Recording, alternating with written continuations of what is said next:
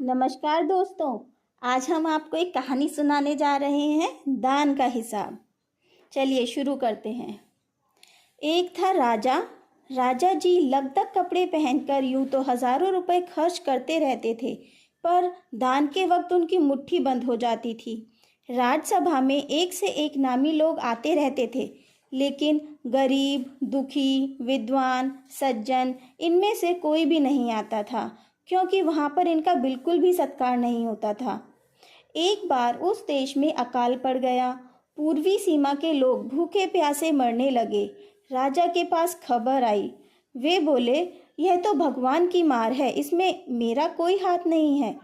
तो लोगों ने कहा, महाराज, राजभंडार से हमारी सहायता करने की कृपा करें, जिससे हम लोग दूसरे देशों से अनाज खरीद कर अपनी जान बचा सकें। तभी राजा ने कहा, आज तुम लोग अकाल से पीड़ित हो, कल पता चलेगा कहीं भूकंप आया है, परसों सुनूंगा कहीं के लोग बड़े गरीब हैं, 2 वक्त की रोटी नहीं जुटती। इस तरह सभी की सहायता करते करते जब राजभंडार खत्म हो जाएगा, तब खुद मैं ही दिवालिया हो जाऊंगा। यह सुनकर सभी निराश होकर लौट गए। इधर अकाल का प्रकोप फैलता ही जा रहा था। ना जाने रोज कितने ही लोग भूख से मरने लगे। लोग फिर राजा के पास पहुंचे। उन्होंने राजसभा में गुहार लगाई, दुहाई महाराज, दुहाई, आपसे ज़्यादा कुछ नहीं चाहते, सिर्फ 10,000 रुपये हमें दे दें तो हम आधा पेट खाकर भी जिंदा रह जाएंगे।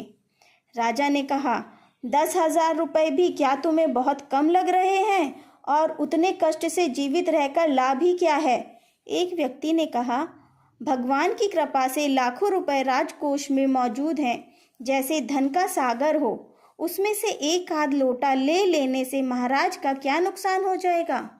राजा ने कहा, राजकोष में अधिक धन है तो क्या उसे दोनों हाथों से लुटा दूं? एक अन्य व्यक्ति ने कहा, महल में प्रतिदिन हजारों रुपए इन सुगंधित वस्त्रों, मनोरंजन और महल की सजावट में खर्च होते हैं। यदि इन रुपयों में से ही थोड़ा सा धन जरूरतमंदों को मिल जाए तो उन दुखियों की जान बच जाएगी।